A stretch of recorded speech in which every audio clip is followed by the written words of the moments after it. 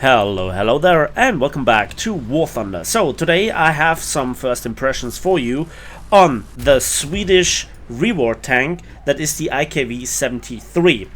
I wanted to begin with this tank of the first batch of reward tanks for the Operation Summer 2020 because I think that a lot of people might be interested in it, but the verdict isn't actually that good. Don't get me wrong, it's a decent tank, it's a nice tank, it has premium status, but it's not that this tank is an absolute glorious seal clubbing machine like, for example, the Packwagen, the Sonderkraftfahrzeug 234-4, because this is how you have to rate it as an event premium reward vehicle, right? And it shares the same battle rating and, funnily enough, also the designation as a tank destroyer. So, rank 2, battle rating 3.0, Swedish premium tank destroyer. And, you know, the funny thing is, the gun's actually not that great. It's still capable, especially in a down tier, but that's not really the selling point. It's more the gun handling in one aspect, as well as the really bouncy and trolley armor. Although, if you get up tiered, then there is so much stuff already going on with heat shells, and also with high pen APHE anti-tank cannons on some tank destroyers and medium tanks, especially the German ones. They teach you what to fear in an up tier. So the gameplay shows you what the tank can do and what it can't do. Take this scene here, side of a Sherman turret, and it doesn't go through. We will come to the gun in just a moment. So let's begin with the armor, and it is all around, or it is on the front 55 millimeters with various different angles, rolled homogeneous armor, and especially the turret is quite well rounded. So where it's actually 55 millimeters, that area is rather small. We have some overlays, and that lets you actually bounce quite a lot of low tier shells. The side is 30 millimeters. The rear is somewhere between 25 and 15 millimeters, but the deck is then on some parts very thin, on the engine cover with only 5 millimeters, the rest is 9 millimeters, 25 millimeters, turret roof is 10 millimeters.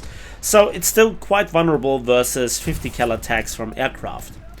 So that armor, especially if you wobble a little bit around, is at distance really not that bad, especially versus low tier auto cannons, where even some normal tanks at around this battle rating will get penned or damaged.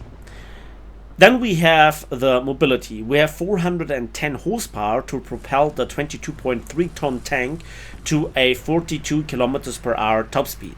It has no neutral steering, and in reverse it is a mere 6 kilometers per hour.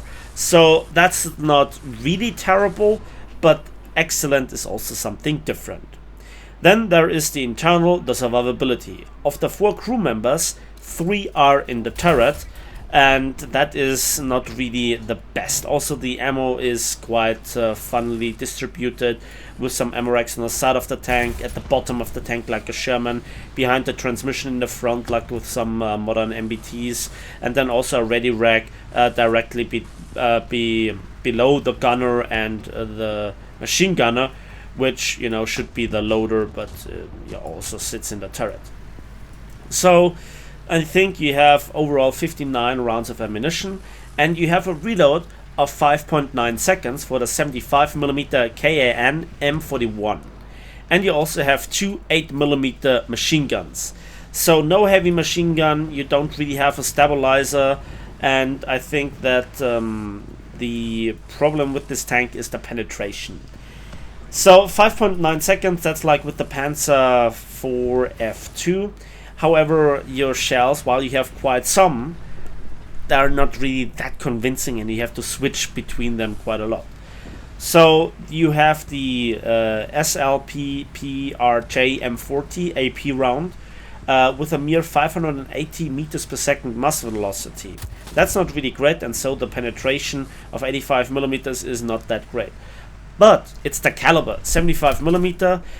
If you follow the 30% interaction rule, that means the shell doesn't really bounce that often on thin plating. But then it still needs to have the necessary penetration to go through the armor. And this is something that I'm missing. And also the post-penetration damage on the AP shell, not the greatest. Funnily enough, then here the caliber for the HE shell is not good enough. 570 meters per second, that's really like throwing a grenade at the enemy. 9 millimeters of penetration from the 580 grams of TNT. Then we have the Reg M22 Smoke Shell, and you know, that's nice to have. 5.9 seconds, the smoke screen hold time is 20 seconds, so you can smoke up sniping positions, you can smoke up allies, you can smoke up yourself, but sadly you have no other source of smoke to back it up, like smoke launchers, grenades, something like this. The second AP shell is the SLPPRJ M40B APBC, and it doesn't really differ too much in the statistics from the first AP round. In fact, it then funnily holds in a little bit less of penetration at distance of 2000 meters, 17 versus 18 millimeters against 60 degrees angles of attack. So whatever AP shell you take as a backup to the AP HE round, the SLPGR M39 is to your personal liking. Talking about the APHE shell, it is literally an APHE shell, so no APCBC round or APHEBC round, it is an APHE round. 580 meters per second mass velocity, 260 grams of TNT filler with a penetration of 63 millimeters. That is good enough versus squishy targets for side shots. Then this shell is actually pretty good, but also versus soft targets, you're kind of in an awkward spot where the fuse sensitivity is not good enough with 9 millimeters. Although, you know, I have the example here with a Puma in just a moment. And we also can see then the effectiveness of the armor. I'm kind of confused where the shells are coming from, and I have to repair, etc.